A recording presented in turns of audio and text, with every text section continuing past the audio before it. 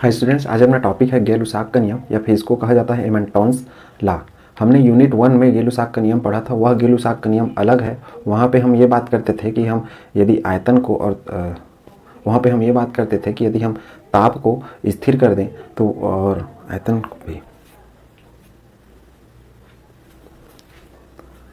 वहाँ पर हम ये बात करते थे कि यदि ताप को और दाब को स्थिर कर दें और दो गैसें जो कि अभिकारक हैं आपस में क्रिया कर लें और उससे कोई उत्पाद बन जाए अर्थात प्रोडक्ट बन जाए, प्रोडक्ट जो बन रहा है वो भी यदि गैस हो तो उनका जो मोल होता है वो मोल एक निश्चित अनुपात मिलता है, अर्थात उनका जो मोल रहेगा वो हमको एक निश्चित डिजिट या अंक के रूप में मिलेगा। ये कॉन्सेप्ट था। लेकिन यहाँ का जो हम गै-लुसाक का नियम पढ़ रहे हैं वो उससे अलग है। यहाँ पे गैस का जो नेचर है उसको डिफाइन करने के लिए हम पढ़ रहे हैं गै-लुसाक का नियम, और यही इंपॉर्टेंट है, यही एग्जाम में पूछे जाते हैं।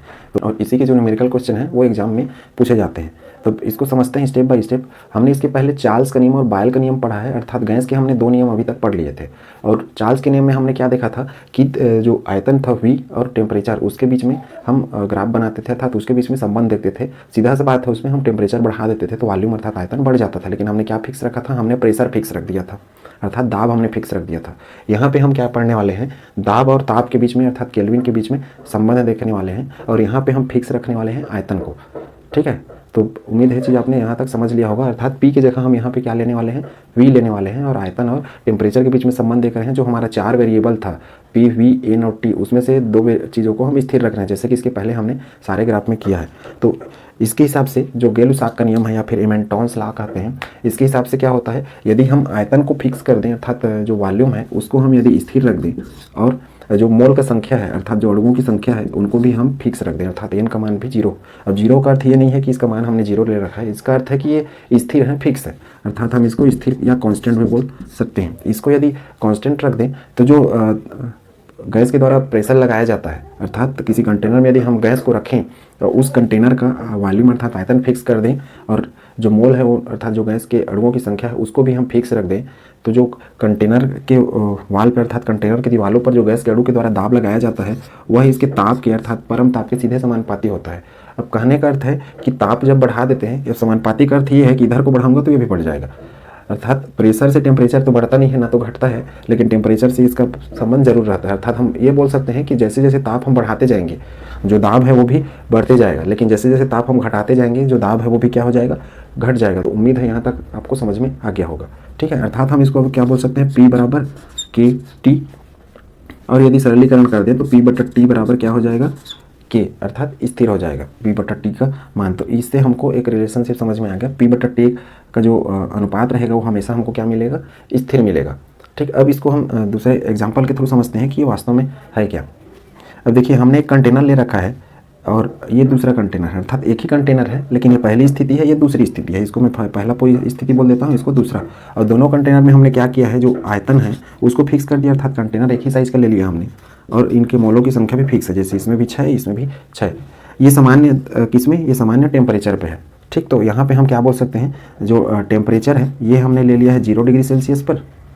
ठीक, और जो प्रेशर है, चूँकि ये जो कंटेनर है इसका मैं प्रेशर मान लेता हूँ P0, क्योंकि 0 मैं इसको ले लिया इसलिए इसका प्रेशर क्या मान लेते हैं हम लोग? प्रेशर ले लिया हमने P0। अब हम इसको ताप देना स्टार्ट कर रहे हैं, अर्थात इसके टेम्परेचर को हम बढ़ा रहे हैं। अब मान लो मैं टेम्परेचर को इसको बढ़ा दिया T = 1 डिग्री सेल्सियस, अर्थात 1 डिग्री सेल्सियस बढ़ा दिया। हम यहाँ पे सेल्सियस पे यूनिट अभी ले रहे हैं फिलहाल, बाकी जो T का यूनिट है ये होता है केल्विन में, जिसको हम आगे और कन्वर्ट करके सीखते जाएंगे। ठीक है, तो ये शुरू में हमारा कंटेनर था जिसमें 6 मोल थे। अब 0 डिग्री सेल्सियस था और प्रेशर हमने शुरुआत का मान लिया P0, क्योंकि 0 डिग्री सेल्सियस था इसलिए हमने प्रेशर सामान्य माना है, चाहे प्रेशर कुछ भी हो जाए उसको हमने मान दिया P0। अब हम इसको ताप देना स्टार्ट कर रहे हैं, लेकिन ये कंटेनर इतना ही ढका हुआ है। अब ताप बढ़ा दिया हमने तो क्या हुआ? जो गैस के अणु है उसको ताप मिल गया। अब ताप मिल गया अर्थात हमने क्या कर दिया? यहाँ पे टेम्परेचर को बढ़ा दिया। टेम्परेचर को बढ़ा दिया तो गैस के अणुओं की जो काइनेटिक एनर्जी है अर्थात गतिज ऊर्जा है वो क्या होगी? बढ़ गई। अब गतिज ऊर्जा बढ़ गई तो इससे क्या हुआ? गैस के अणु दीवारों पर टक्कर मारने लगे, अर्थात हम और क्या बोल सकते हैं? टक्कर की संख्या बढ़ गई। अब टक्कर की संख्या बढ़ गई, चूंकि गैस के अणु अभी उतने ही हैं, लेकिन जैसे ही हमने गर्मी दिया गैस के अणु उसको ग्रहण करके स्पीड अवस्था में आ गए, गतिज अवस्था में, इसलिए गतिज ऊर्जा बढ़ गई। अब इधर बार बार सभी तरफ वो टक्कर मार रहे हैं, इसलिए एरो लगाया गया है। टक्कर मार रहे हैं तो इससे क्या हुआ? इससे जो ये कंटेनर है इस पर प्रेशर बढ़ गया। तो यही रिलेशनशिप है, अर्थात हम क्या बोल सकते हैं? ये जो प्रेशर पहले था जिसको हम P0 से दिखा रहे थे, इस प्रेशर में कुछ ना कुछ क्या हो गया, ऐड हो गया। ठीक है, तो उम्मीद है यहाँ तक आपको ये चीज़ें समझ में आई होंगी। अब इसमें कितना ऐड हुआ, तो इसमें जैसे हमने चार्ल्स के नियम में पढ़ा था 1/273 भाग जुड़ जाता है करके, तो बस वैसे ही प्रत्येक डिग्री टेम्परेचर जब हम बढ़ाते जाएंगे तो जो प्रेशर है वो पहले जो प्रेशर था उसका 1/273 भाग, अर्थात हम P0 और इधर 1। तो उम्मीद है यहाँ तक आपको समझ में आया होगा। यही चीज़ हमने किस में भी किया था, चार्ल्स के नियम में किया था, लेकिन वहाँ पे हमने क्या कर दिया था, चार्ल्स के नियम में हमने प्रेशर को फिक्स कर दिया था और आयतन और टेम्परेचर के बीच में हम वहाँ देख रहे थे। यहाँ पे हमने आयतन को ही फिक्स कर दिया है और ये जो प्रेशर है और किसके टेम्परेचर के बीच में रिलेशन देख रहे हैं। अर्थात जैसे जैसे हम ताप बढ़ाते जाएंगे दाब भी बढ़ेगा, लेकिन कितना बढ़ेगा, दाब बढ़ेगा जो मूल कंटेनर है अर्थात ये, तो इसका 1/273 अर्थात 273 इसके टुकड़े करेंगे तो जो एक छोटा सा टुकड़ा है वो बढ़ेगा सिर्फ किसमें, 1 डिग्री टेम्परेचर पे। तो उम्मीद है ये चीज़ें आपको समझ में आ गई होंगी। अब इसको हम और थोड़ा सरलीकरण कर दें, ये तो 1 डिग्री सेल्सियस पे था, अब इसको हम सामान्य इक्वेशन के रूप में देखें तो यही इक्वेशन हमको कैसे दिखने वाला है, हमको एक फार्मूला मिल जाएगा, ये प्रेशर और ये हो गया टेम्परेचर डिग्री सेल्सियस पे, प्लस ये मूल प्रेशर अर्थात शुरू का जो दाब था वो सामान्य दाब, प्लस इसी का 1/273 भाग ये एक्स्ट्रा बढ़ रहा है और साथ में कितना टेम्परेचर, जितना हम टेम्परेचर बढ़ा रहे हैं। तो इस तरीके से हमको एक इक्वेशन मिल गया ये, और इसी को जब सरलीकरण कर दिया जाता है आगे तो यही इक्वेशन हमको इस तरीके से दिखता है। और यही चीज़ आपको याद रखना है, P समानुपाती T वाला। अब इसमें देखिए ये कंटेनर का यदि हम पहला स्थिति मान लें तो यहाँ पे हम प्रेशर मान लेते हैं P1 और टेम्परेचर मान लेते हैं T1, और इसको हम मान लेते हैं प्रेशर P1 और टेम्परेचर T2 मान लेते हैं। तो यहाँ पे क्या होगा, पहली स्थिति में ये बन जाएगा, यदि हम गणित बनाने के लिए एक फार्मूला बनाएं, ये हो जाएगा P1/T1 बराबर P2/T2। ये इसके बीच में रिलेशन आ गया, ये हमको याद रखना है। अब इसी को और दूसरे तरीके से कैसे कर सकते हैं, इसको ऐसा भी कर सकते हैं, P1/P2 बराबर T1/T2, या फिर ऐसा भी कर सकते हैं।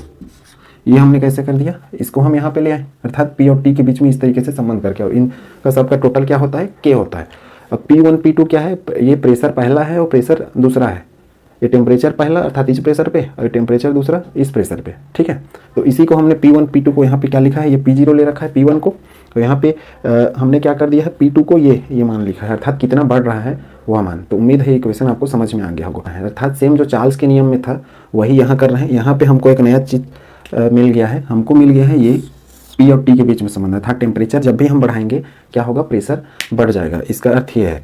ठीक, तो ये याद रखें, टेम्परेचर और प्रेशर के बीच में ये संबंध है, टेम्परेचर बढ़ाने पर क्या होता है, प्रेशर बढ़ जाता है। कब, जब आयतन स्थिर हो, वॉल्यूम और जो मोल है वो भी स्थिर हो। अब ये जो सिद्धांत है ये काम करता है हमारे कुकर पे, अर्थात घर में जो खाना बनता है वो। देखिए आपने देखा होगा कि जो कुकर रहता है वो उसका साइज तो निश्चित रहता है, फिक्स, अर्थात आयतन हमने वहाँ क्या कर दिया, फिक्स कर दिया है। अब उसके अंदर हम पानी डालते हैं, जो भी खाने का सामान है जिसको हम पकाते हैं उसको डाल देते हैं, उसके बाद हम नीचे से गर्मी देना शुरू करते हैं। तो गर्मी देने से क्या होता है, अंदर में सामान उतना ही रहता है, लेकिन उस जो अणु हैं पानी के या फिर जो भी अपना जिसको पकाना रहता है वो क्या होते हैं, गति अवस्था में आ जाते हैं, और जो कुकर की दीवार है उस पर टक्कर मारते हैं। टक्कर मारने से क्या होता है, अंदर में अब चूंकि प्रेशर अर्थात दाब अधिक बन जाता है। अब दाब अधिक बनने से जो सामान रहता है वो जल्दी पक जाता है। और दाब अधिक क्यों बन रहा है, क्योंकि हम नीचे से टेम्परेचर दे रहे हैं, तो अंदर का पानी क्या है, भाप अवस्था में आ रहा है। भाप बनने के कारण क्या है, अणु वही है लेकिन जगह उतना ही है जितना पहले था। इस कारण क्या है, ज़्यादा प्रेशर की वजह से अंदर का जो खाना है, सामान है वो पक जाता है। तो उम्मीद है चीज़ आपने समझ में आ गई। ये सेम कुकर के में काम करता है। कुकर सबसे अच्छा इसका उदाहरण है, उसमें हम आयतन अर्थात जो जगह है वो पात्र का साइज वही रहता है, बस टेम्परेचर बढ़ाने से प्रेशर बढ़ जाता है जिससे खाना जल्दी पक जाता है। लेकिन एक चीज़ और ध्यान देना है, यदि हम टेम्परेचर कंटिन्यू और बढ़ाते जाएं एकदम से, तो ऐसा नहीं है कि हम जो आयतन है हमारा फिक्स ही रहेगा। बहुत ज़्यादा हम यदि टेम्परेचर बढ़ा देते हैं तो जो अपना पात्र है अर्थात जो कंटेनर है वो ब्लास्ट भी हो सकता है। जैसे कुकर में कभी कभी ऐसी घटनाएं घटती है कि जो उसका सीटी रहता है उसमें वो जाम हो जा रहता है, तो ज़्यादा प्रेशर होने की वजह से वो फट भी जाता है। अर्थात एक निश्चित लिमिट तक ही प्रेशर रहेगा, उसके बाद कहीं और ज़्यादा हो गया तो ब्लास्ट हो जाएगा। ठीक होगा। अब ये ऐसा क्यों होता है इसको देखते हैं। जैसे हमने चार्ल्स के नियम में देखा था, सेम वही यहाँ भी होगा कि हम क्या कर रहे हैं, एक कंटेनर ले रहे हैं इस तरीके से। ठीक, अब कंटेनर हमने लिया, ये अपना 0 डिग्री सेल्सियस है और ये है 273 डिग्री सेल्सियस। ठीक है, इसको 273.15 भी लिख सकते हैं क्योंकि सटीक मान तो वही है। अब हमने शुरुआत में मान लिया ये प्रेशर है, अर्थात जो अपना अणु है इसके अंदर ये अणु, और ये मैं शुरुआत का प्रेशर मान लेता हूँ P0। अब जैसे जैसे क्या टेम्परेचर बढ़ाते हैं, 0 डिग्री पे तो इतना ही रहता है। ठीक, और जैसे जैसे टेम्परेचर बढ़ाते हैं प्रेशर जस्ट डबल हो जाता है, एक और P0 हो जाता है, अर्थात जस्ट डबल। अब कितना टेम्परेचर हमने बढ़ाया, 273 डिग्री टेम्परेचर बढ़ा दिया। जीरो से सामान्य पे तो वो सामान्य अवस्था में है, लेकिन जैसे ही हमने 273 डिग्री तक टेम्परेचर बढ़ा दिया तो जो प्रेशर पहले था उसका जस्ट डबल हो गया। ठीक, अब इससे हमने ये सीखा कि प्रत्येक डिग्री टेम्परेचर पे, अर्थात मैं मान लो 0 डिग्री टेम्परेचर लेता हूँ तो यहाँ पे प्रेशर हमको क्या मिला है, यहाँ पे प्रेशर हमको मिला है P0। अब यदि मैं टेम्परेचर 1-1 डिग्री बढ़ाते जाऊँ तो जो मूल प्रेशर था, अर्थात पहले जो दाब था, अब चूंकि ये तो जस्ट डबल हो गया है तो पहले जो दाब था उसका क्या रहेगा, जो दाब था वो 1/273वां भाग बढ़ जाता है, अर्थात जो मूल दाब था उसका 273वां। कहने का अर्थ है कि ये जो कंटेनर है पूरा अपना, इसका 273वां हिस्सा दाब में थोड़ा सा वृद्धि हो जाएगा प्रत्येक 1 डिग्री टेम्परेचर को बढ़ाने से, और घटाने से उतना घट भी जाएगा। जैसे कि हमने चार्ल्स में किया था, सेम यहाँ पर वही कर रहे हैं। अब देखिए 0 डिग्री था तो P0 था, इसका क्या जो दाब था वो। अब जब हम 273 तक ले गए दाब मतलब इसको टेम्परेचर को, तो इसका जो दाब था पहले की अपेक्षा जस्ट क्या हो गया, डबल हो गया। जैसे कि इसके पहले वाले में हम आयतन और टेम्परेचर का करते थे तो वहाँ पे आयतन डबल होता था, यहाँ पे दाब डबल हो रहा है टेम्परेचर को बढ़ाने से। तो 0 डिग्री पे तो P0 है क्या, प्रेशर, अर्थात ये लाइन हो गया अपना टेम्परेचर का और ये लाइन क्या हो गया, प्रेशर का। अब जैसे जैसे हम बढ़ाते जा रहे हैं वो क्या होगा, ये जो मूल था पहले प्रेशर था उसका 1/273वां भाग बढ़ रहा है, और साथ में हम क्या कर रहे हैं, हम गुणा कर रहे हैं किसका, टेम्परेचर का, अर्थात 1 डिग्री सेल्सियस। अब ऐसे में मान लो 2 लिया 3 लिया, अब जैसे 273 डिग्री सेल्सियस कर देता हूँ तो क्या होगा, 273 डिग्री सेल्सियस पे 273 डिग्री सेल्सियस पे प्रेशर P0 प्लस P0/273। अब यहाँ पे देखिए टेम्परेचर वाले पे हमने कर दिया 273 डिग्री सेल्सियस, तो एक दूसरे को तो कैंसिल आउट कर देंगे, ये कट जाएगा 273 तो ये क्या मिल जाएगा हमको 2P0, अर्थात प्रेशर भी क्या हो जाएगा, जस्ट डबल हो जाएगा। कितना, 273 डिग्री सेल्सियस पे। ये संबंध हम कहाँ से ला रहे हैं, ये संबंध हम ला रहे हैं इससे। ठीक है, ये P का अर्थ प्रेशर है और ये टेम्परेचर में लिखा हूँ साथ में, अर्थात इसको हम ऐसा लिख सकते हैं मॉडिफाई करके, ये 273 लिखा गया है इसको इस तरीके से 273 डिग्री सेल्सियस ऐसा, और ये ऐसा P0 plus P0/273 into 273 degree Celsius, तो ये कैंसिल आउट होकर ऐसा रिलेशनशिप आता है। अब सोचिए हम प्रेशर को घटाना शुरू कर रहे हैं। अब सोचिए यदि हम ताप को घटाना शुरू कर दें, ये तो बढ़ा रहे थे तो बढ़ रहा था कितना, 1/273वां हिस्सा बढ़ रहा था। ये हमको कैसे पता चला होगा 1/273वां हिस्सा है, इसको ऑब्जर्व किया गया है कि 273 डिग्री टेम्परेचर तक यदि बढ़ा दिया जाए तो प्रेशर कितना मतलब इंक्रीज करता है, तो इंक्रीज करता है प्रत्येक डिग्री टेम्परेचर पे 1/273वां भाग मूल जो प्रेशर था या मूल दाब था उसका। ठीक है, तो उम्मीद है ये चीज़ें आपने समझ ली होंगी।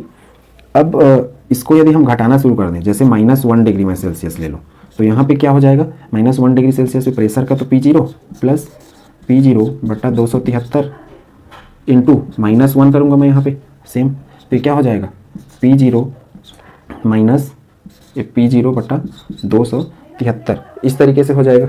ठीक, अर्थात -1 डिग्री सेल्सियस पे, जिसको हम और क्या लिख सकते हैं, P-1 डिग्री सेल्सियस, जैसे कि ऊपर वाले को लिखा।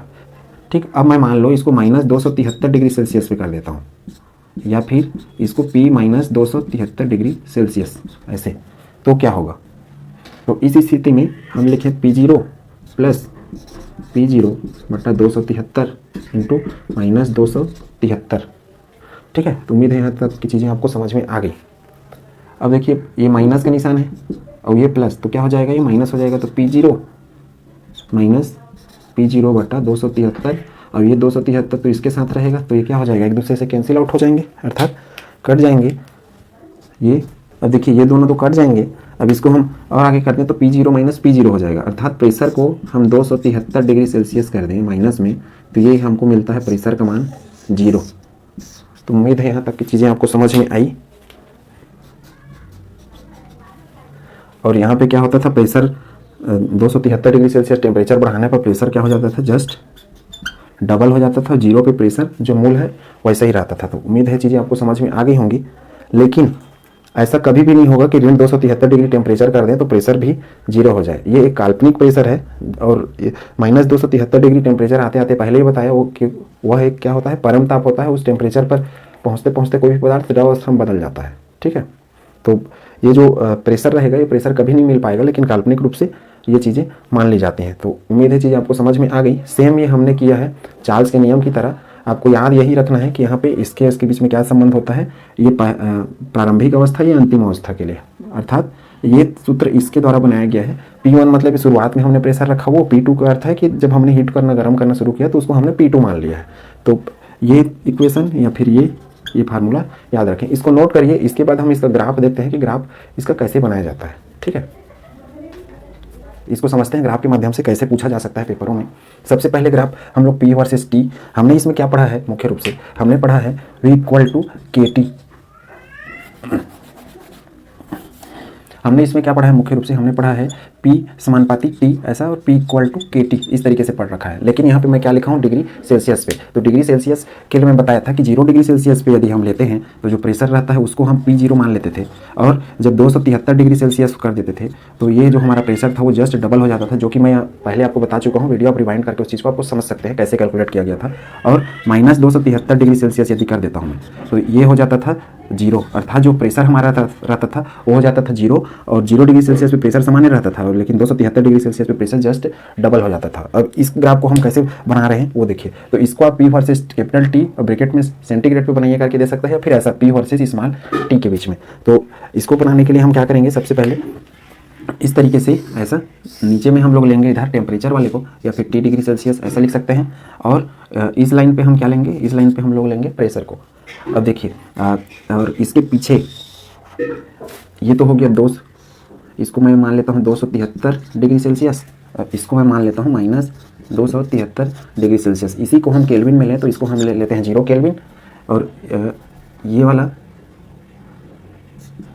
ये जो लाइन हम बना रहे हैं ये तो पूरा दोनों तरफ है, ये वाला जो पॉइंट है ये है 0 डिग्री सेल्सियस का, अर्थात इसको हम कितना बोल सकते हैं 273 केल्विन। केल्विन यूनिट कन्वर्ट करने का तरीका बता ही चुका हूँ मैं, T equal to T degree Celsius plus 273, ये केल्विन हम बदलते हैं, पहले के गणितों में पढ़ चुके हैं। ठीक है, तो वही है T डिग्री सेल्सियस मतलब 0 हो गया, तो 0 कर दिया 273 केल्विन आ गया, और 273 को मैं इधर करूँगा तो 273 डिग्री सेल्सियस का अर्थ कितना होता है, 273 डिग्री सेल्सियस का अर्थ होता है 546 केल्विन। तो ये केल्विन मिनट, इसी को एब्सोल्यूट टेम्परेचर बोलते हैं, अर्थात परम ताप। और ये ताप प्राप्त करना बहुत मुश्किल है, क्योंकि इस टेम्परेचर पर आते आते गैस क्या है, इसके पहले ही लिक्विड फॉर्म बदल जाता है। अब देखिए हमारा जो 0 डिग्री सेल्सियस पे प्रेशर है तो कुछ तो रहा होगा शुरुआत में प्रेशर, तो हम मान लेते हैं प्रेशर हमारा इतना रहा शुरुआत में। ठीक, अब 0 डिग्री सेल्सियस से मैं टेम्परेचर को बढ़ाते जा रहा हूँ 273 केल्विन, तो इसका जस्ट डबल मतलब इतना, अर्थात मैं इसको कितना बढ़ा दूंगा, इतना। और ये वाला अपना इसको थोड़ा सा ये, और ये अपना लाइन हो गया किसका, टेम्परेचर का। इसको आप सीधे बना लेंगे, देखिए इसका जस्ट डबल हो गया, सीधा से यदि करूँ तो प्रेशर। और ये वाला जो लाइन था इसको मैं मान रहा था P0, क्योंकि 0 डिग्री सेल्सियस पे था, और ये वाला फिर P0 अर्थात जस्ट डबल। अब देखिए मैं टेम्परेचर को पीछे घटाते जा रहा हूँ तो क्या होगा, प्रेशर भी पीछे घटते जाएगा।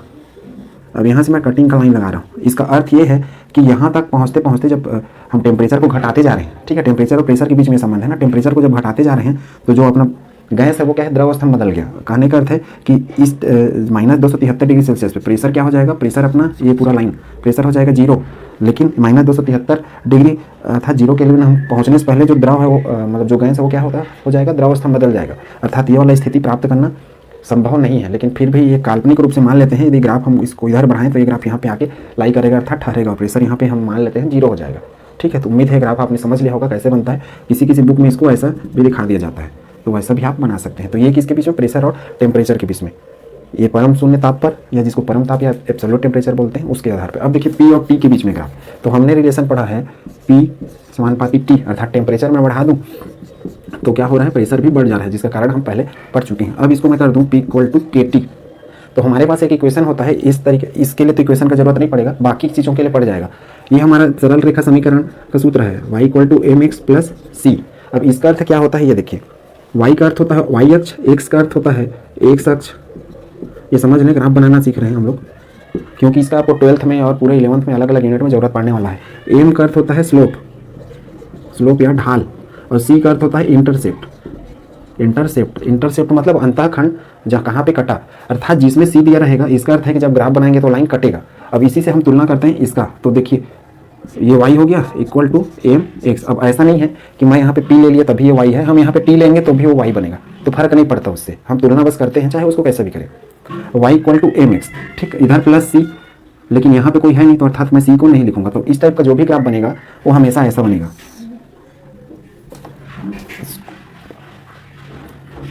ये देखिए ये ऐसा किया, y अक्ष पे क्या है, p है, तो मैं p ले लिया, सॉरी वाई अक्ष पे क्या है P, तो ये होता है अपना वाई अक्ष, और ये इसमें मैं ले लिया P। एक्स अक्ष पे क्या है T, तो ये एक्स अक्ष अपना T, इसको हम एक्स ही मानते हैं हमेशा, ठीक है। ये एक्स अक्ष है, ये वाई अक्ष है। अब देखिए K मतलब M, और इस टाइप का जो ग्राफ आता है, चूंकि यहाँ पे प्लस C नहीं है, अर्थात इंटरसेप्ट नहीं है, इंटरसेप्ट रहता तो मैं यहाँ कहीं पे कट का निशान लगाता, तो हमेशा ये इस टाइप का जो y = mx वाला ग्राफ रहता है वो हमेशा ऐसे जाता है, ठीक है। तो उम्मीद है चीज़ आपने समझ ली होंगी। ये क्या है, ये अपना एम है जिसको हमने क्या माना है K, ये क्या है, ये है K,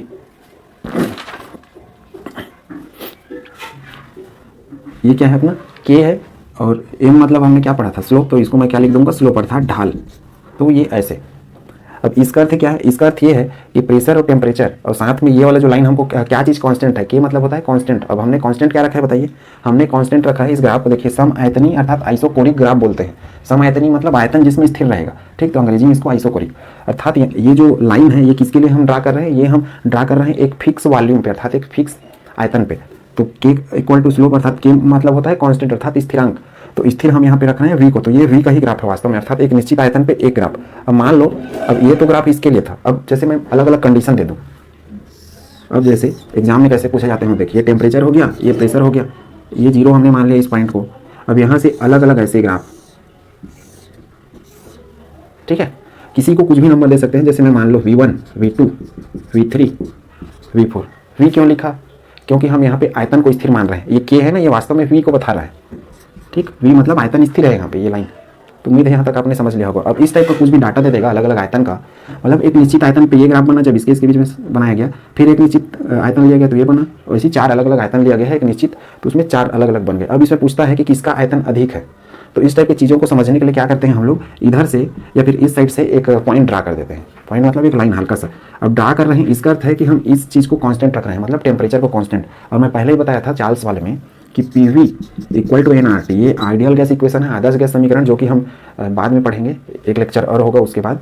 तो इसमें देखिए ये T को तो हम स्थिर कर दिए 0, R ये गैस कांस्टेंट होता है, गैस नियतांक ये 0 रहता है, N मोल की संख्या भी 0 होती है, तो क्या हो गया PV = 0। और हम आप याद करिए बायल के नियम में हमने पढ़ा था PV = 0, 0 का अर्थ होता है कांस्टेंट अर्थात स्थिरांक, तो हमने वहाँ क्या पढ़ा था, PV = K पढ़ रखा था। अब इसको मैं कर दूँ तो P = K/V हो जाएगा। अब इससे हमको क्या समझ में आया, इससे ये समझ में आएगा कि मैं प्रेशर बढ़ाऊँ तो आयतन क्या होगा, घटेगा। अब देखिए यहाँ ऊपर की ओर प्रेशर बढ़ रहा है, यहाँ से 0 से 1 2 3 ऊपर की ओर प्रेशर बढ़ रहा है, तो आयतन क्या होगा, घटेगा। कहने का अर्थ है कि इधर ऊपर जाते जाऊँ, और मान लो मैं यहाँ से कोई लाइन खींच दूँ तो इस पर पहले टच कर रहा है, अर्थात प्रेशर अधिक है, तो ये जो आयतन होगा वो क्या होगा, प्रेशर अधिक तो आयतन क्या होगा, कम, अर्थात V4 का मान क्या होगा, सबसे कम, और उससे थोड़ा सा अधिक क्या रहेगा V3, उससे थोड़ा अधिक V2, और सबसे अधिक किसका रहेगा आयतन, V1 का। तो उम्मीद है कि आपको समझ में आ गया होगा कैसे प्लॉट करना है, अर्थात ये इसका आयतन सबसे अधिक, उसके बाद इसका कम, इसका कम, इसका कम। क्यों ऐसा हो रहा है, इस रिलेशन से प्रेशर बढ़ाने पर आयतन कम होता है। प्रेशर देखिए इधर बढ़ाते गए ऊपर पहुँच के इधर लाइन ड्रा कर दो, ड्रा करने पे पहला लाइन इसको टच कर दिया, अर्थात प्रेशर बढ़ा तो पहला इस आयतन को टच कर रहा है, अर्थात प्रेशर बढ़ने पर आयतन क्या होगा, घटेगा।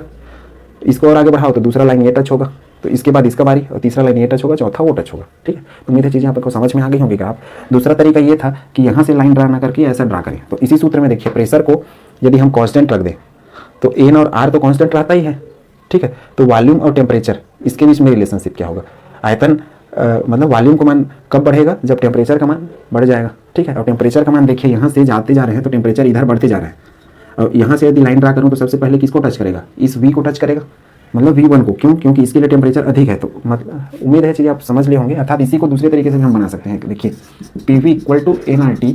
अब देखिए यहाँ से यदि मैं दूसरा तरीका देखूँ तो ऐसा करके ड्रा कर देता हूँ लाइन, ठीक, ड्रा कर रहा हूँ, मतलब P क्या हो गया, ये 0 हो गया, कांस्टेंट, इसको स्थिर मान रहा हूँ।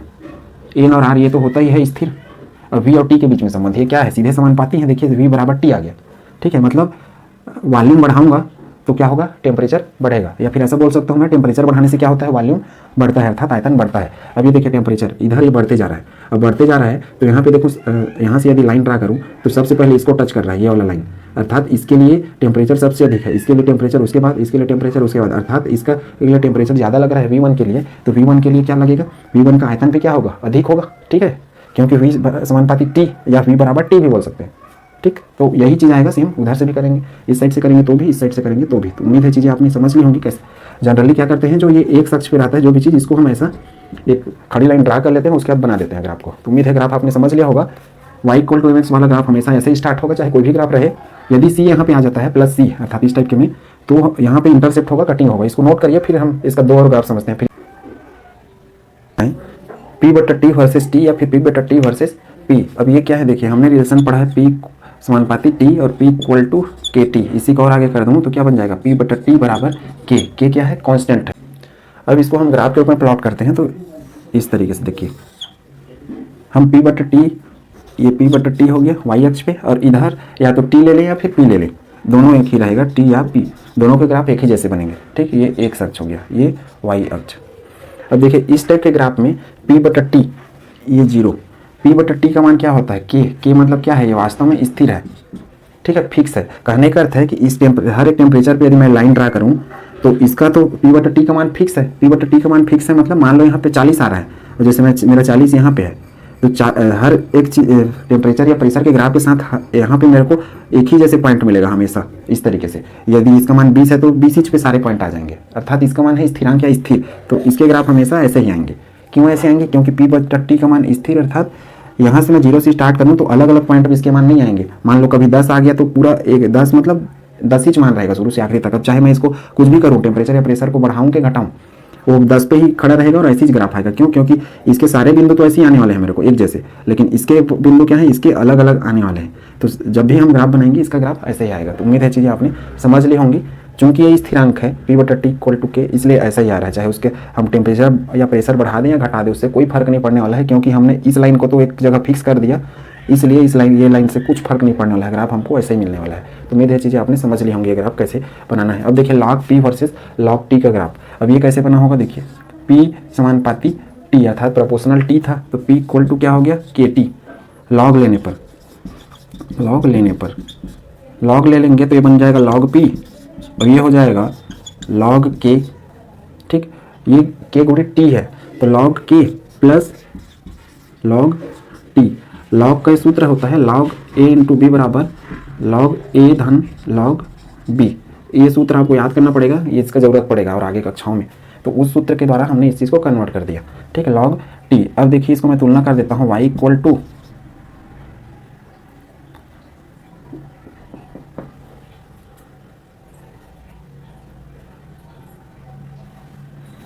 अब देखिए इसको मैं तुलना कर देता हूँ। कैसे तुलना करेंगे, y इक्वल टू जो x है, हमेशा याद रखना जो k है वो कभी भी x अक्ष में नहीं आता है। ठीक है, k कांस्टेंट है, वो इसलिए कभी भी x अक्ष में नहीं आएगा। ये mx प्लस c ऐसे k चूंकि कांस्टेंट है इसलिए वो x अक्ष पे नहीं आएगा और y अक्ष पे भी नहीं आएगा, इसलिए y इधर ही स्टार्ट होगा। और mx में है इसलिए नहीं किया क्योंकि जो x है वो उसका मान कभी k नहीं होगा। ठीक, तो ये जो log t है वो x अक्ष पे आने वाला है। अब इसका ग्राफ समझते हैं। देखिए यहाँ पे c का मान आ गया ना, c का अर्थ होता है इंटरसेप्ट। अब कैसे होगा ये देखिए, y अर्थात ये y अक्ष हो गया, log p लिखूंगा मैं यहाँ पे, और ये क्या हो गया x अक्ष के लिए log t, ये ऐसा हुआ। ठीक, अब देखिए यहाँ पे c आ गया, c का अर्थ होता है इंटरसेप्ट मतलब ये वाला लाइन कहीं ना कहीं काटेगा। देखिए मैं यहाँ पे एक जगह कट का निशान लगा रहा हूँ, यहाँ भी लगा सकते हैं, फर्क नहीं पड़ता कहाँ पे आता है, ये लाइन एक जगह कटेगा, ये है इसका अर्थ। ठीक, अब log k, चूंकि इसका निशान किस में है, प्लस में है। ठीक, तो प्लस में है तो हमारा इस जो ग्राफ है वो हमेशा ऊपर की ओर जाएगा। ठीक है, याद रखें, मान लो यहीं पे माइनस आ जाता है ऊपर में, माइनस log के, तो हमारा यहाँ का ग्राफ ऐसे हमेशा नीचे आता है, तो ये ग्राफ हमेशा ऐसे ऊपर उठेगा। तो उम्मीद है यहाँ तक की चीज़ें आपको समझ में आ गई होंगी। ये जो ग्राफ उठ रहा है, ठीक, ये किसके लिए है, चूंकि हमारा पूरा ग्राफ क्या है, सम आयतनीय, अर्थात हमने आयतन को फिक्स कर रखा है 0, और ये जो मान है वो किसके लिए है, वो है k के लिए। ठीक, अर्थात ये आयतन का मान है वास्तव में, और ये जो पोर्शन बचा ये यहाँ से यहाँ तक, इसको हम बोल रहे हैं log k। तो उम्मीद है चीज़ें आपने समझ ली होंगी। और ये क्या है अपना, ये अपना स्थिर है, स्थिर वाला मान है। अब इसके मान के लिए देखिए, ये जो ग्राफ बना, चूंकि ये क्या है, स्लोप है, जैसे इसके पहले हमने देखा था कि जो ग्राफ ऐसा बनता है वो स्लोप है। वो ऊपर की ओर क्यों गया, ऊपर की ओर इसलिए गया क्योंकि इसका मान प्लस में है, निगेटिव रहता तो इस ग्राफ को मैं ऐसा नीचे की ओर करता। जैसे इसके पहले हमने किसमें चार्ल्स या बायल में उसको देखा हुआ था, तो उसको आप देख सकते हैं। ठीक, अब देखिए m का मान, x का मान तो ये है, तो m का मान यहाँ पे क्या है, कुछ नहीं है, मतलब मैं एक मान के चलूँगा तो ये है स्लोप इक्वल टू 1 या फिर +1। 1 क्यों लिखा हमने, कुछ नहीं है तो हम 1 मान के चल रहे हैं, क्योंकि एम हमेशा स्लोप को दिखाएगा, ये वाला जो लाइन जाता है ना इसको। तो उम्मीद है चीज़ें आपने अच्छे से समझ ली होंगी। अब हम पढ़ा एवोगैड्रो का नियम। एवोगैड्रो का नियम हम यूनिट 1 में भी पढ़ चुके हैं, वहाँ पे क्वेश्चन थोड़े से सरल रहते थे। इस यूनिट में हम लोग वही नियम फिर से पढ़ रहे हैं, लेकिन यहाँ पे क्वेश्चन थोड़े से बड़े रहेंगे और ज़्यादा रहेंगे, ठीक है। तो एवोगैड्रो का नियम ये कहता है कि टेम्परेचर और प्रेशर को यदि हम कांस्टेंट कर दें अर्थात स्थिर कर दें, और यदि कोई भी जो गैस है उनके अणुओं की संख्या भी यदि समान रहे, तो वो गैस का जो आयतन होता है वो हमेशा निश्चित होता है। अर्थात गैस चाहे कोई भी हो, चाहे उसका अणु भार या फिर मोलर मास चाहे कुछ भी हो, वो एक समान जगह घेरेंगे यदि उनके अणुओं की संख्या भी समान रहे। अब इसको समझते हैं, ये वास्तव में एक कहता क्या है कि स्थिर ताप और दाब पर गैसें समान आयतन घेरती हैं यदि उन अणुओं की संख्या समान रहे। अणुओं की संख्या समान रहे का अर्थ है कि मोल की संख्या समान रहे, ठीक है। स्थिर ताप और स्थिर दाब का अर्थ होता है कि टेम्परेचर और प्रेशर इनको स्थिर कर दिया गया है, अर्थात शुरू से आखिरी तक एक ही टेम्परेचर रखा गया है। अब जीरो का अर्थ ये है कि शुरू में जो टेम्परेचर था वही अंत तक रखेंगे। या फिर इसको दूसरे तरीके से ये बोल सकते हैं कि एसटीपी या एनटीपी पर 1 मोल गैस का आयतन 22.4 लीटर होता है। अर्थात चाहे कोई भी गैस रहे उसका 1 मोल का अर्थ होता है 22.4 लीटर, और उसमें अणुओं की संख्या भी उतनी ही रहेगी, मतलब एक समान रहेगी। इसको एग्जांपल के थ्रू समझते हैं कि यहाँ सबसे पहले जान लेते हैं एसटीपी या फिर एनटीपी। एसटीपी का अर्थ होता है स्टैंडर्ड टेम्परेचर प्रेशर, और एनटीपी का अर्थ होता है नॉर्मल टेम्परेचर प्रेशर। दोनों को लगभग एक ही जैसे मान लेते हैं। एनटीपी थोड़ा सा अलग होता है, लेकिन दोनों को एक ही जैसे मान लिया जाता है। पहले यूनिट में भी हम लोग यह चीज़ पढ़ चुके हैं, यूनिट कन्वर्जन वाले टॉपिक पे, ठीक है। तो इसमें स्टैंडर्ड टेम्परेचर प्रेशर का अर्थ होता है जो टेम्परेचर है वो हमेशा 0 डिग्री सेल्सियस या फिर जिसको हम बोलते हैं 273 केल्विन ये होना चाहिए।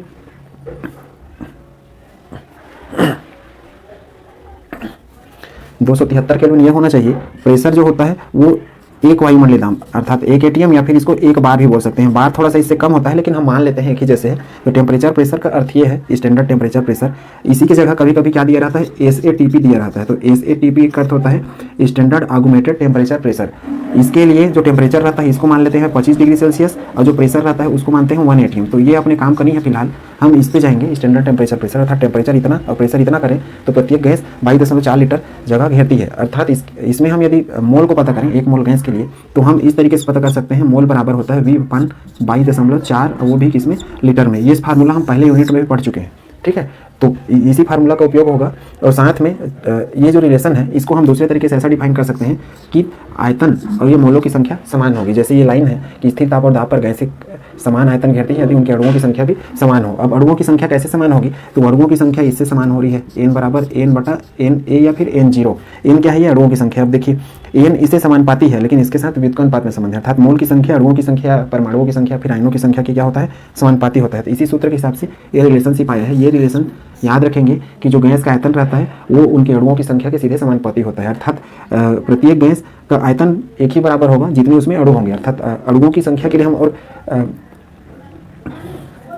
अब अणुओं की संख्या के लिए हम क्या करते थे कि 1 मोल जो होता है, 1 मोल का अर्थ हमने पढ़ा है एवोगैड्रो संख्या 6.022 × 10⁻23, ठीक। तो 1 मोल का अर्थ होता है इतने अणु, और जो 22.4 लीटर रहेगा हर एक का मान इतना ही अणु होगा, ऐसा, जिसको मैं इधर एग्जांपल के थ्रू आपको समझाने वाला हूँ। तो ये सूत्र तो याद रखें। इसके लिए स्पेशली यदि गैस का आयतन दिया हो, यदि आयतन दिया हो तब ये सूत्र का प्रयोग करना है। क्या निकालने के लिए, मोल। और संख्या के लिए हम ये सूत्र प्रयोग करते हैं जो कि हम पहले यूनिट में पढ़ चुके हैं। संख्या देने पर ये दूसरा सूत्र हो गया। तीसरा सूत्र, यदि वजन दे देता है तो W/m अर्थात द्रव्यमान, ये द्रव्यमान दिया रहेगा तब के लिए, अर्थात ग्राम में कुछ हमको निकालना है। तो m करते हैं हम, मोलर मास होता है। मोलर मास आपको पहले ही बताया जा चुका है, इसको ग्राम में लिखा जाता है। अणु द्रव्यमान अलग होता है और मोलर द्रव्यमान अलग होता है। अणु द्रव्यमान में हम mu शब्द जोड़ते हैं और मोलर द्रव्यमान में हम ग्राम शब्द जोड़ते हैं। जिसको आपको डिटेल में यदि पढ़ना होगा तो उसके लिए वीडियो बना हुआ है, पहले यूनिट में आप उसको अच्छे से पढ़ लेंगे, ठीक है। तो ये तीनों हम मोल निकालने का सूत्र है, और तीनों का जरूरत यहाँ पे पढ़ने वाला है आंकिक प्रश्न को बनाने के लिए। तो ये याद रखें। अर्थात हम इसको समराइज रूप में क्या कर सकते हैं, n बराबर V/22.4 लीटर बराबर n/n0 बराबर क्या कर सकते हैं, W/m। तो ये मोल की संख्या के लिए एक फार्मूला। और देखिए ये जो n है इसके समानुपाती है, इसके भी समानुपाती है, तो इसको हमने इसके साथ ले लिया है ये वाला। चूंकि गैस के लिए है और गैस के लिए हम आयतन डिफाइन करते हैं, इसलिए ये संबंध। और v समानुपाती जो n है इसको हम और क्या लिख सकते हैं आगे, v बराबर kn। और k यहाँ पे क्या है, कांस्टेंट है। n क्या है यहाँ पे, n है मोलों की संख्या। मोलों की संख्या का अर्थ होता है 6.022 × 10⁻23 अणु या कण। v क्या है, गैस का आयतन है। तो उम्मीद है यहाँ तक की चीज़ें आपको समझ में आ गई होंगी। कहने का अर्थ है कि गैस चाहे कोई भी हो, उसका 1 मोल का अर्थ होता है 22.4 लीटर, और 22.4 लीटर मतलब 1 मोल हो गया, और 1 मोल मतलब 22.4 लीटर जो रहेंगे उसमें इतने कण रहेंगे, ये है इसका अर्थ। ठीक, मतलब इसको मैं क्या ले सकता हूँ सरलीकरण के लिए, 1 मोल बराबर 22.4 लीटर, ये तो हो गया आयतन, और इसी का अर्थ है वास्तव में 6.022 × 10⁻23 अणु। किसके लिए? ये गैसों के लिए। तो उम्मीद है यहाँ तक चीज़ें आपको समझ में आ गई होंगी। अब इसको क्लियर करते हैं कि वास्तव में है क्या। अब यहाँ मैं 3 गैसें ले रखा हूँ। हीलियम, हीलियम तो मोनोएटॉमिक होता है, सिंगल ही रहता है हमेशा। नाइट्रोजन और CO2 गैस। हीलियम चूंकि हम यहाँ पे क्या कर रहे हैं, प्रेशर और जो टेम्परेचर है उसको हम कितना ले रहे हैं, इतना 0 डिग्री सेल्सियस और 1 एटीएम। तो सबके लिए प्रेशर क्या हो जाएगा 0 डिग्री सेल्सियस, जिसको 273 प्रेशर कितना हो जाएगा 1 एटीएम, और टेम्परेचर क्या हो जाएगा 0 डिग्री सेल्सियस, इसको भी 0 डिग्री सेल्सियस, इसमें भी 0 डिग्री सेल्सियस, अर्थात 273 केल्विन जिसको बोल सकते हैं, और प्रेशर है 1 एटीएम कॉमन सा, अर्थात स्थिर प्रेशर है 1 एटीएम। सभी का प्रेशर समान है। मोलों की संख्या की यदि बात करूँ, एन करते हैं हम मोलों की संख्या है, तो तीनों कंटेनर है, इसमें सब में मोलों की संख्या है 6.022 × 10⁻23 इतने कण है। मोलों की संख्या मतलब वास्तव में अणुओं की संख्या। देखिए यदि गैस है कोई भी और उनमें अणुओं की संख्या समान है और प्रेशर और टेम्परेचर भी समान है, तो क्या रहेगा, वो उनका आयतन भी समान रहेगा, अर्थात वो एक समान आयतन भी घेरेंगे। ठीक है, ये है इसका अर्थ। तो इसका भी वही होगा 6.022 × 10⁻23, 1 मोल का अर्थ तो यही होता है। ठीक, और इसका भी यही अर्थ होगा 6.022 × 10⁻23। अब देखिए 3 अलग अलग चीज़ें हैं, लेकिन तीनों के प्रेशर और टेम्परेचर हमने सेम रखे हैं, तो सेम रखे और साथ में हमने इसके अणुओं की संख्या भी समान रखी है, अर्थात सब में हमने क्या लिया है 1 मोल लिया है। इसका अर्थ क्या है 1 मोल है। ठीक है, ये चीज़ याद रखें। तो प्रत्येक का यदि हम 1 मोल ले रहे हैं, तो जो गैस चाहे कोई भी हो, चाहे कितना ही अधिक द्रव्यमान वाला गैस क्यों ना हो, आयतन सबका यही रहेगा 22.4 लीटर, 22.4 लीटर, 22.4 लीटर। तो उम्मीद है चीज़ आपको समझ में आया कि मोल की संख्या अर्थात इनके अणुओं की संख्या समान है, तो इनके आयतन अर्थात वो एक समान जगह भी घेरेंगे। अब देखिए ये है मोलर मास, अर्थात इनका द्रव्यमान, कौन सा मोलर द्रव्यमान, ना कि अणु द्रव्यमान। अब देखिए हीलियम, हीलियम का कितना होता है 4, परमाणु क्रमांक तो 2 होता है एटॉमिक नंबर, लेकिन इसका द्रव्यमान कितना होता है 4। लेकिन हमको यहाँ पे क्या लेना है, मोलर द्रव्यमान लेना है, ना कि परमाणु द्रव्यमान लेना है। तो ये होगा 4 ग्राम। इसकी मैं यदि बात करूँ नाइट्रोजन की, तो नाइट्रोजन का 7 होता है परमाणु क्रमांक, लेकिन द्रव्यमान परमाणु द्रव्यमान होता है 14, लेकिन हम यहाँ मोलर द्रव्यमान ले रहे हैं। परमाणु द्रव्यमान यदि लेते हैं हम लोग, तो परमाणु द्रव्यमान में मैं लिखता है 14 AMU, लेकिन मैं ले रहा हूँ ग्राम वाला, अर्थात मोलर ले रहा हूँ, तो इसलिए मैं लिखूंगा 14। लेकिन देखिए N2 है, तो 14 × 2 करूँगा तो 14 दूनी 28, अर्थात ये हो गया 28 ग्राम। कार्बन डाइऑक्साइड में कार्बन का होता है 12 और ऑक्सीजन का तो होता है 16, तो 16 दूनी 32, और 32 और 12 कितना होता है 44, अर्थात 44 ग्राम। तो उम्मीद है इससे आपको समझ में आ गया होगा। कहने का अर्थ है इनका वजन, इनके वजन अलग अलग है, लेकिन चूंकि सबके मोल समान है इसलिए जगह भी सब समान घेर रहे हैं। ये है इसका। तो उम्मीद है वो गैड्रो का नियम आपको समझ में आ गया होगा, कंसेप्ट समझ में आ गया होगा। अब इसको हम याद कैसे कर सकते हैं, तो इस ट्रिक से याद कर सकते हैं, आदर्श गैस समीकरण से, PV = nRT से। देखिए प्रेशर हमने कांस्टेंट कर दिया 0, टेम्परेचर हमने कांस्टेंट कर दिया, R का मान तो ऐसे ही होता है कांस्टेंट, R मतलब गैस कांस्टेंट। तो क्या चीज़ बच गया, V और N बचा, V मतलब आयतन और N आयतन। अब ये सब चीज़ समान है, ये तीनों चीज़, तो बाकी दो क्या हो रहेंगे, ये भी क्या होंगे समान होंगे, अर्थात V समानुपाती N। तो उम्मीद है चीज़ें आपने अच्छे से समझ ली होंगी। इसको नोट करिए, फिर इससे संबंधित जो इससे ग्राफ बनते हैं उसको सीखते हैं। ठीक, एन के लिए V समानुपाती N होता है और V = Kn होता है, और हमने पढ़ा है Y = mx। इससे तो हम तुलना करेंगे, x में n लेंगे और y में कौन सा लेंगे, v लेंगे, अर्थात ये x में n को ले लेंगे मोलों की संख्या, और इसमें क्या लेंगे y अक्ष में y में लेंगे v अर्थात आयतन को। तो m का अर्थ होता है स्लोप, और मैं पहले ही बताया कि mx + c ये होता है, लेकिन इसमें c दिया नहीं है, c रहता तो यहाँ पे कटिंग लगाते, कोई कटिंग निशान लगाना नहीं है। तो इस टाइप का जो ग्राफ आता है हमेशा ऐसा ही आता है, और ये जो है वो m को बताता है, m अर्थात k, अर्थात जो स्लोप है अर्थात जो ढाल है, m स्लोप को बताता है वास्तव में, ये इसका मान हो गया k। ठीक, तो ये एक समान है इसका ग्राफ, V/N और T या फिर V/N वर्सेस P। इसका ग्राफ यदि देखें तो इसका ग्राफ ये देखिए V/N, इधर T ले लूँ या फिर P ले लूँ, इसके बीच में यदि ग्राफ बनाए तो हमने क्या पढ़ा है, V समानुपाती N, V = Kn, तो V/N बराबर क्या हो जाएगा K, अर्थात इसका मान हमेशा क्या आने वाला है, स्थिर आने वाला है। तो स्थिर आने वाला है अर्थात इस पॉइंट में इसमें कहीं भी है कि इसका एक निश्चित पॉइंट आएगा, और उसके साथ यदि हम इनका ग्राफ बनाएं तो टेम्परेचर या प्रेशर को कितना भी बढ़ा दें या फिर कितना ही घटा दें, कोई फर्क नहीं पड़ने वाला है, अर्थात इसका ग्राफ हमको हमेशा ऐसे मिलेगा जैसे बाकी चीज़ों के बाकी केसों में मिले हुए हैं। तो उम्मीद है दोनों ग्राफ आपने समझ लिया होगा, इसको नोट करिए। इसके बाद हम इसका और ग्राफ देखते हैं। हम तीसरा ग्राफ पढ़ रहे हैं इसका, log V versus log N।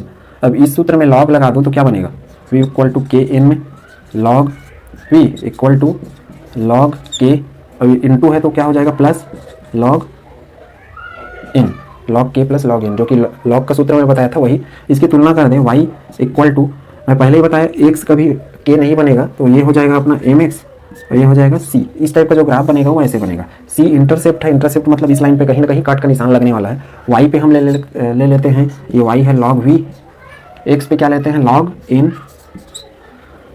अब देखिए इंटरसेप्ट है, चूंकि इसका मान क्या है पॉजिटिव है, सामने कुछ नहीं लिखा है मतलब पॉजिटिव है, नेगेटिव रहता तो उल्टा घुमाते, पॉजिटिव है इसलिए हम ऐसा बनाएंगे यहाँ से कट लगा के, यहाँ भी कट लगा सकते हैं, फर्क नहीं पड़ता। अब कट लगा दिया तो ये क्या बन गया, एक स्लोप बन गया, ढाल बन गया, लेकिन ऊपर की ओर बन गया, नीचे भी बन सकता था। तो ये जो ढाल बन गया वही है वास्तव में क्या है एम, अर्थात इसको मैं क्या बोलूँगा स्लोप। एम हमेशा स्लोप को बताता है कोई भी ग्राफ में, जो कि हम पहले भी पढ़ चुके हैं। तो चूंकि यहाँ पे कुछ नहीं है अर्थात मैं क्या मान के चलूँगा, स्लोप का मान 1 है ये, और साथ में ये जो बना हिस्सा इसको बोलते हैं अंतःखंड या इंटरसेप्ट, जो कि इस सी की वजह से आया, तो इसी हिस्सा को बोलते हैं log k। तो उम्मीद है ये ग्राफ आपको समझ में आ गया होगा कैसे इस ग्राफ को बनाते हैं। जाते जाते एक और चीज़ देख लेते हैं हम लोग कि y = mx + c, इसका यदि ग्राफ आता है तो हम ऐसा देखिए, ऐसा ही स्टार्ट करते हैं, ये y अक्ष है, इसके साथ तुलना कर देते हैं, ये x अक्ष है, ये स्लोप को बताता है, प्लस c है अर्थात ये इंटरसेप्ट मतलब एक जगह कटिंग होगा, प्लस c का है, और x मतलब m का चूंकि पॉजिटिव है इसलिए ये चीज़ ऐसे जाएगा ऊपर की ओर। अब मान लो मैं इसी को बदल दूँ, y = mx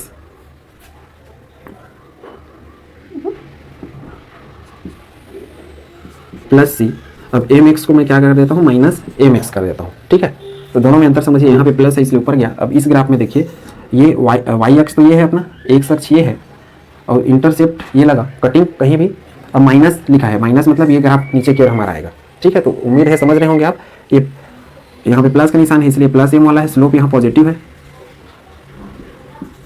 स्लोप +1 है, और यहाँ पे क्या हो गया स्लोप है -1। तो ग्राफ बनाना उम्मीद है इस सूत्र के द्वारा आप सीख गए होंगे, और नहीं सीखे होंगे तो कोई दिक्कत नहीं है, इसको सीखें, धीरे धीरे आपको समझ में आ जाएगा, ठीक।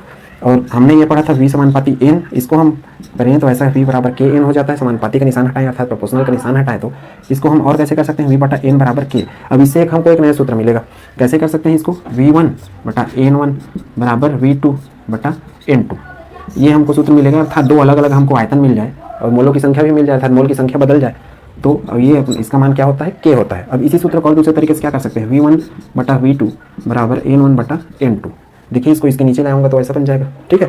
तो इस तरीके से हम इसको और भी बना सकते हैं, ये सूत्र हमको काम आएगा न्यूमेरिकल बनाने में, आंकिक प्रश्न बनाने में। दोनों सूत्र एक ही हैं, फर्क नहीं पड़ता उससे, k को लिखे या ना लिखे इससे भी फर्क नहीं पड़ता, क्योंकि इसका मान ही स्थिरांक है, कांस्टेंट है। तो उम्मीद है चीज़ें आपको समझ में आ गई होंगी। नेक्स्ट में हम पढ़ने वाले हैं एवोगैड्रो से संबंधित और गेलुसाक से संबंधित आंकिक प्रश्न। आज के लिए बस इतना ही, थैंक यू।